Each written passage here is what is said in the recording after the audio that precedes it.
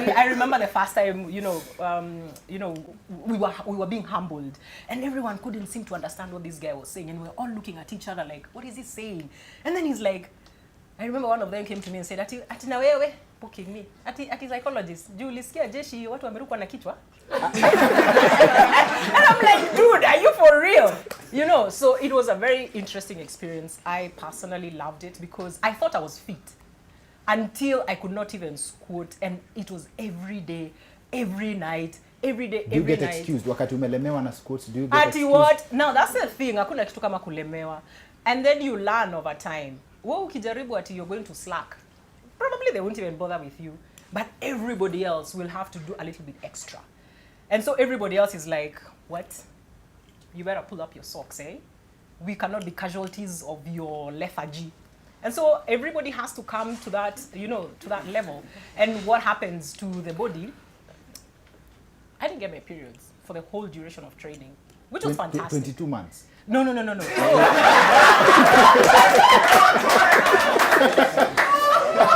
maybe actually this is one thing we should get clear. So I was recruited as a specialist officer. Yes. He was recruited as a general service officer. Okay. So they are different. Yes. So for me, I was employed for my trade. Yes. So he was employed to be able to do whatever duties are assigned generally. Although at the end of the day, I came to realize, as long as you're in uniform, you are a general service officer. You're a soldier. Because I've been an adjutant, I've been in different units, I've done different things.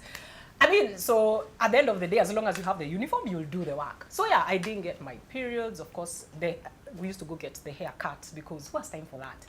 And it's just by providence. Can you imagine training? Every day you're in mud. Every single day you're wielding through mud and muck, and I don't know what else that is. But someone will say women have very good experience being mad.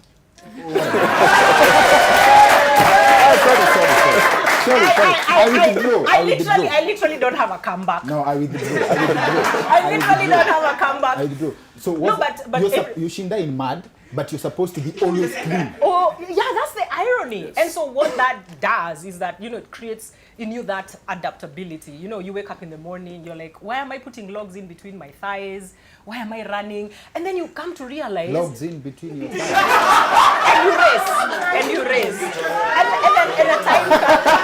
No, it's true. And a time comes and you realize there's no point in asking these questions. It's like, I think the whole point of it is to take questions away from you. To take questions away from you. Because, before you were like, why are we doing this? What's the value of this? How is this going to make me a soldier? So over time, first of all, you're so tired. Kwanza, if you ask a question, it's like... umerusha mawe police station. Kumbe is the same thing, because that was tunajiuliza, why did we learn about the Kavirondo brothers? I know. Same concept. Yeah, but I think I enjoyed myself immensely. But not during the training? No, after, during the training. Succeeded. Oh, no. You see, it took me about like a week and a half, 2 weeks, to just get to the program and go like, whatever. And I started having so much fun with it. I'm like, what, this? Give me more, give it. Let's see, Nice, and more logs, baby. Yeah!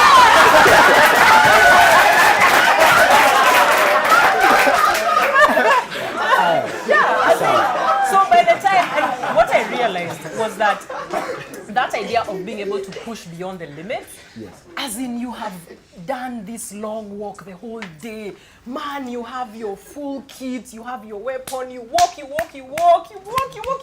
and then you're like, this is your grid, you have arrived, welcome, and you're like, oh, thank you, can I have some tea, can I have somewhere to sleep?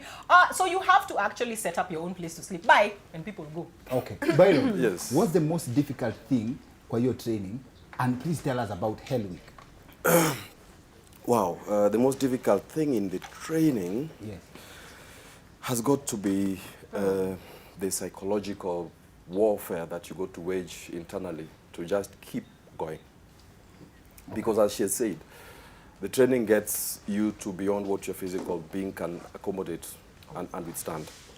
She's talked about both sleeplessness, man. You don't sleep. For the first 3 months of basic cadet training, sleep is not in the program. We used to wonder, my uncle used to be in the army and he'd talk about, you'd be pulling your boots and thinking, bullying our boots, what does that mean? Yes. So you sat there and shining your boot for the longest, man, and there's an instructor. I think there's something that's... Shining boots. Yes, and the instructors are swarming. They're all over the place. They are on you like white on rice. So you'd be doing this for the longest. The clothes that you wore during the day with all the muck and mud, and you did some steeplechase, not the normal one you see with the athletes and the marathoners. So it's all in mud. That is what you attend inspection with, bedside inspection. So everything has got to be replete, done well. Nguo imepigwa pasi in a particular, it's called full kit. It'll talk on matope. So you guys have got to find a way of ironing them. So it trains a lot of order. So the perfect, what do you call it, irony here is there's a lot of disorder that's thrown at you. You know, the instructor all over you the entire day.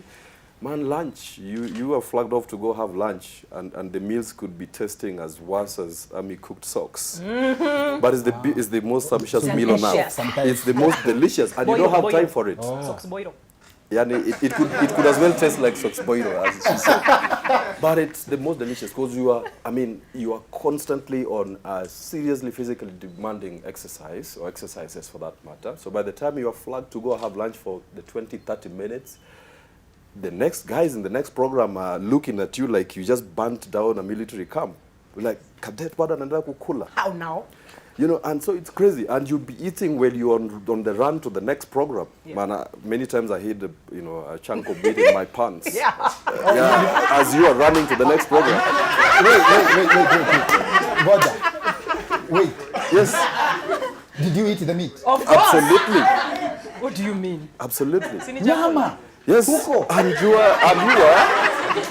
there's no comfort here. You're on the run. You're on the run, and the weapon is in your hands. The G3 and it's heavy as well. Yes. And you're supposed to carry it. It's called high pod, so it's over here.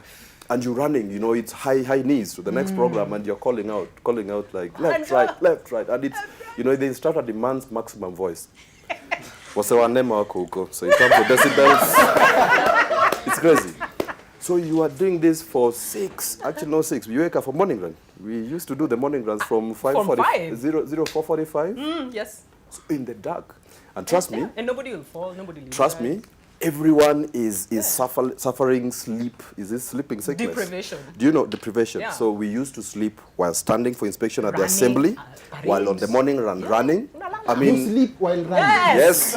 Wale wako na instructors mbele, au ndo wako, wanaona where they're going. Guys negotiate a corner and you're in the bush, the entire... This might sound like mythical, but it happens. It's fact. You're all undergoing the same training, but it's impacting on all of you very individually. Yes. So my story is not his story, depending on what my attitude is, and what my resilience is. And so when even people right now ask me, how is training? I'll say to them, you just have to go and have your own personal experience in it. Because no matter what I tell you, it will never amount to what the experience is. Okay. Because it's so much of lived inside with what is happening outside. And so for me, I think what I loved about it is that I knew I was physically fit.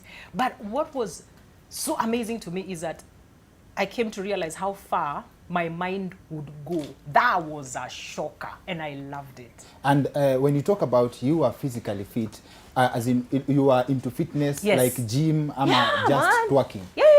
I mean, throughout. Wait. Uku words have different meanings. I don't know. But okay. You are as in a gym person, Nini. So I went to USIE for my undergrad and my graduate school. And me and nilikuwa mtu wa gym. So I knew I was, I was good. Understand. But I'm telling you, when I left, first of all, I wish I had a photo. I remember after pass out and I came to Nairobi. But the job. Yeah. But now this one where we came during training, there's a photo I took. And I looked like I was like 15 or 14.